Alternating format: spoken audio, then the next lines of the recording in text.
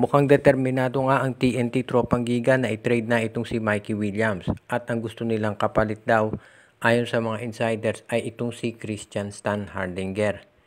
Sigurado na 3-team trade ang mangyayari dito dahil ang balita meron daw SMC team na gustong kumuha dito kay Mikey. So malamang yung SMC team na yan ay either San Miguel or itong Barangay Ginebra.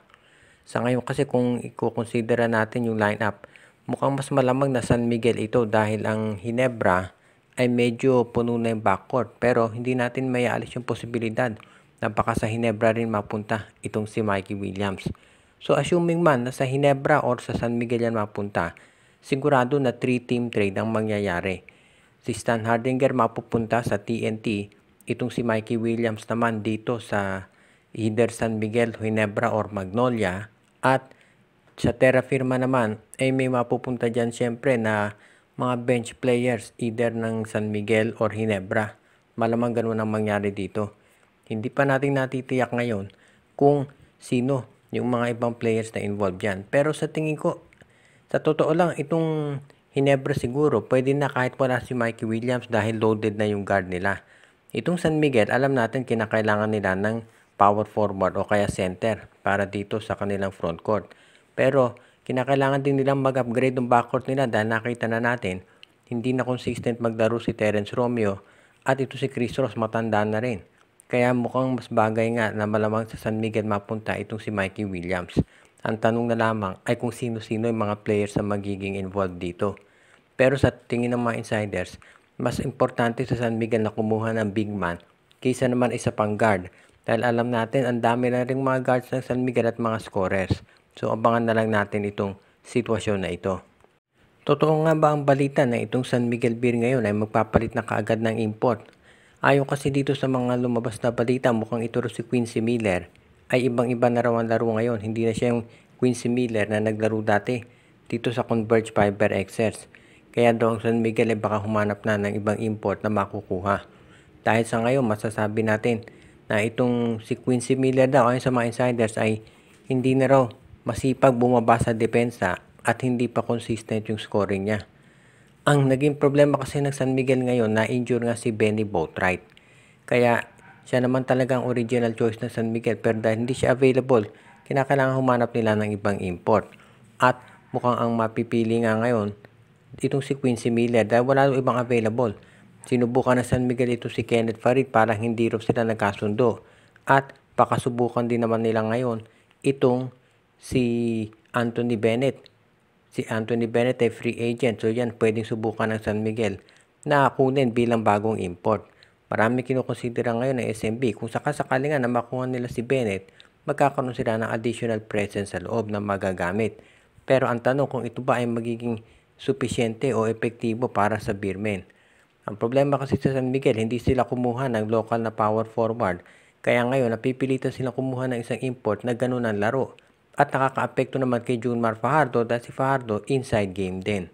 So marami talagang problema ang SMB. Kung makuha nila itong si Anthony Bennett, magiging maganda yan para dito sa lineup nila. Pero kahit hindi si Bennett ang makuha nila, sabi ng mga insiders ay dapat palitan si Quincy Miller kahit ibang import. Kahit si Chris Macolo ang kunin nila. Dahil medyo mahirap na ngayon yung sitwasyon dito. Dahil parang hindi raw consistent maglaro itong si Miller. At kapag sila ang San Miguel ay nagkasunod-sunod ang talo, magkakaroon na naman ng additional pressure dito. Sa ngayon, ito raw Terra Firma Jeep ayon doon sa mga reports na lumalabas ay nagiging dismayado na dito sa management sa pagkapatakbo nila nung kanilang roster. Magulo daw yung mga players, magulo yung position nila, magulo yung import at nakadidismaya na raw talaga. Hindi naman nakagugulat yung ganitong sitwasyon at yan din siguro dahilan kung bakit itong si Christian Stan Hardinger ang balita ay hindi na magre-renew ng kontrata dito sa Terra Firma Jeep kapag nag-expire na to. At kita mo naman doon sa court kung ano nagiging resulta nitong pabago-bago na pag-management yung sitwasyon dito. Nakikita naman natin na itong Terra Firma Jeep, kung ano naging performance nila noong last conference. Kaya dyan mo makikita na dismayado talaga yung mga players. Ang masama kasi sa Terra Firma, ang ganda na ng previous na performance nila nung nandyan si Stephen Holt, Isaac Go, si Wamit Yongson at si Javi Gomez de Liano. Pero lahat yun ay pinakawalan nila.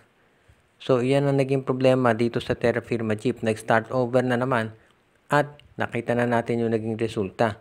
Ang sama ng performance nila ng last conference. Kaya ngayon, dito natin masasabi talaga na itong Terra Firma Jeep hindi seryosong manalo. Pinamigay pa yung kanilang first round pick dito sa Ginebra.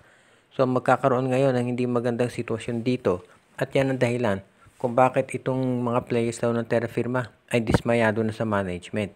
Pero, wala namang umaasa na magkakaroon ng pagbabago dyan dahil yan ay hawak ng SMC at ang gusto ng SMC ay ganyan lang ang Terra Firma para sila ay magpatuloy na maibigay yung talagang hinahanap ng SMC, syempre yung mga number 1 picks at yung mga top players na madedevelop dito.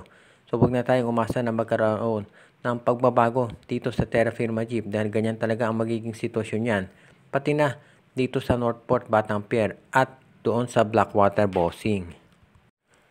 Ang Magnolia Chicken Templados ngayon ay humahanap na ng sentro na pwedeng ipalit dito kay Raffy Davis. Dahil ang balita, si Raffy Davis ay baka magretiro na.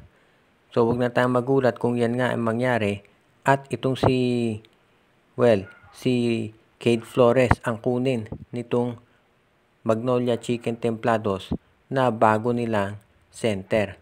Ito si Raffy Davis, alam natin matagal na yan dito sa Magnolia Chicken Templados. At maraming mga fans nga ng Magnolia nagsasabi na ito ay dapat nang magretiro. At mukhang ngayon nga ay yan na ang mangyayari. Magre-retiro ito si Davis at eventually nga kukuha ng kapalit ang Magnolia. Hindi ite-trade si Davis. Siyempre wala nang team na kukuha dyan. Magre-retire ito si Davis at ito si Cade Flores kukunin ang Magnolia at ang magiging kapalit niyan malamang ito si Joseph Periobo.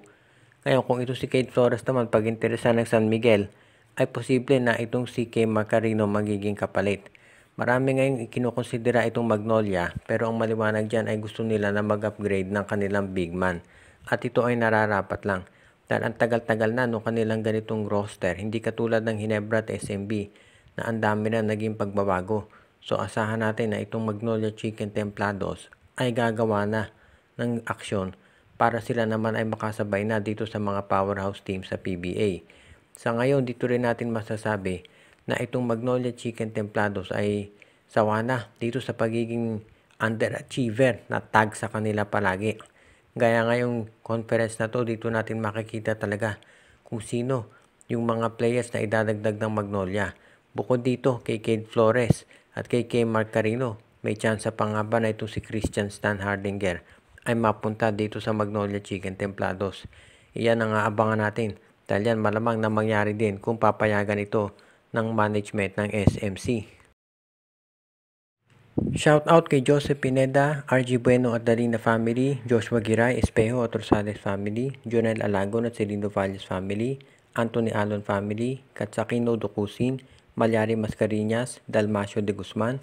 Binabati din natin si Alicia Garcia, Michael D, pati na rin si Ireneo Salangsang, Edwin Carmona Jr., si Dexter Domer, si Enju, RG Bueno at Dalina family, Junjun, Angie, Patpat at B-Boy Batas, Lolito Kakayon at ang iba pa nating taga-subaybay.